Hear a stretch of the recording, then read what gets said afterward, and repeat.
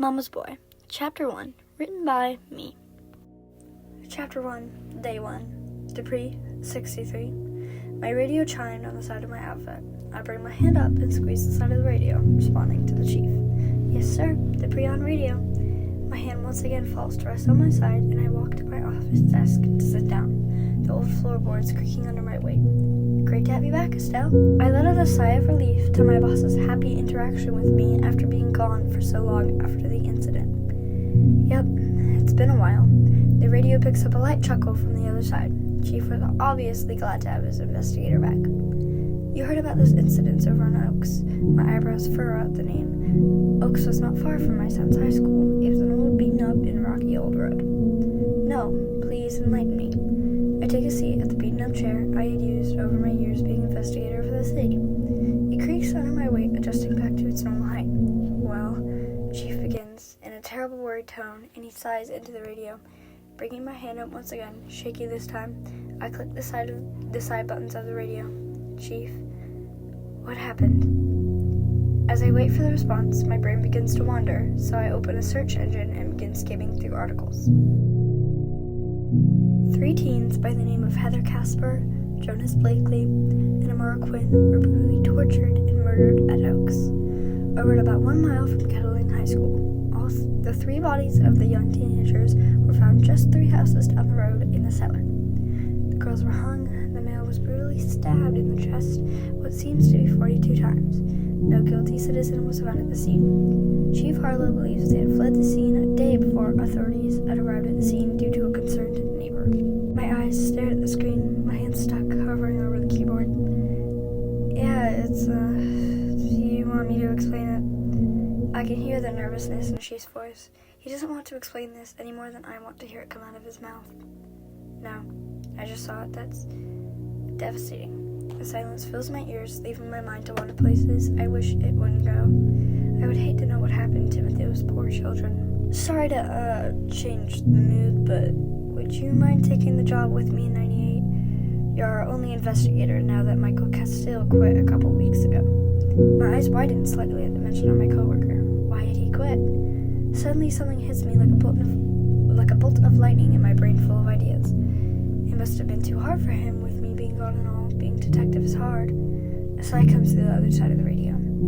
He never really gave me a reason. I heard it was problems with his son, but now that I think of it, it isn't that impossible for that to be part of the reason. Another break of silence strikes the air before another sigh comes through the radio. Well, we're getting off topic. Can you take the job? Chief speaks with purpose, as he always had, but I could tell he had been anxious to ask since last time something happened. I took a nearly year-long break, only coming to work some days to save my job and keep money. Yeah, sure, I can. Chief exhales and bids me goodbye, leaving me alone to my thoughts once again, stressed and scared for all these teens his friends could perish at any second.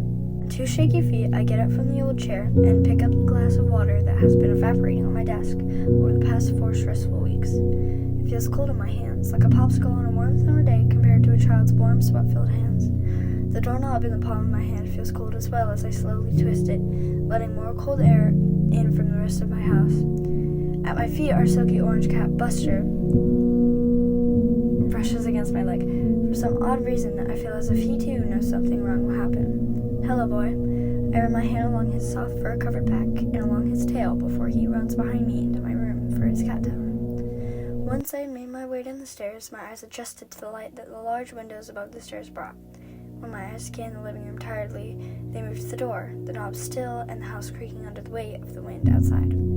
I turned my head in the direction of the old clock hanging on the wall with just a nail. 4:35. Oh, Reuben should be home in 30 minutes.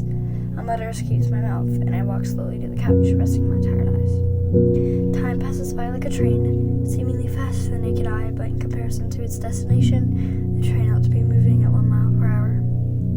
4:43.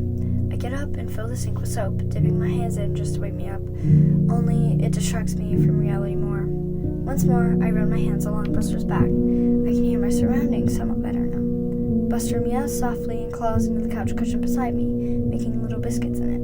He flicks his tail and lays down with a purr, pleased with his surroundings. How can a cat be so pleased with life? 4:56. Buster gets up, striding over to his food bowl that lay in the corner of the living room, right next to the TV. My mind maps it out. I take a diagonal path to the food cabinet and grab Buster a can of his adult cat food and crack it open. The clean metal spoon squeezes into the can barely, scooping up the food with one swift movement of my wrist. Buster hears the noise of the spoon scratching against the can and scurries over, nudging my feet once more in a silent but desperate plea for the food that lay on the silver platter. 5:03. Buster sat in the corner, lapping his frilled tongue at the food that lay before him happily. The sound is soothing, a lullaby to the stress I'd been caused weeks ago. Once again, my tired eyes begin to close. I'm finally at peace in my once restless home. The clock hits 5:10 with a loud chime that echoes through the quiet and still home. My eyes jolt open and land on the doorknob in the white front door. The knob has begun to turn. Mom? Ruben cracks the door open with a tired creak, and he looks up at the stairs in hopes of spotting me. Welcome home, Ruben. I walk over and pull him into an embrace, which he uncomfortably shoves away. Why so extra today? A look of confusion strikes his face, and I lay my hand on his cheek. I was making sure you were not hurt. There was an incident down at Oaks at noon today. He looks at me and turns to walk up the stairs with a shrug.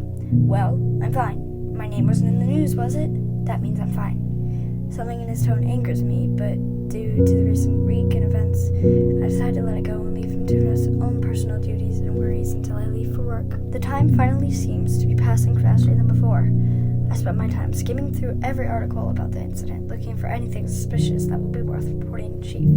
But most of it seemed somewhat dry, of course. I didn't expect much information to be told due to the number of things in a crime scene that would be kept to the authorities. Although Chief had not explained any additional information needed to me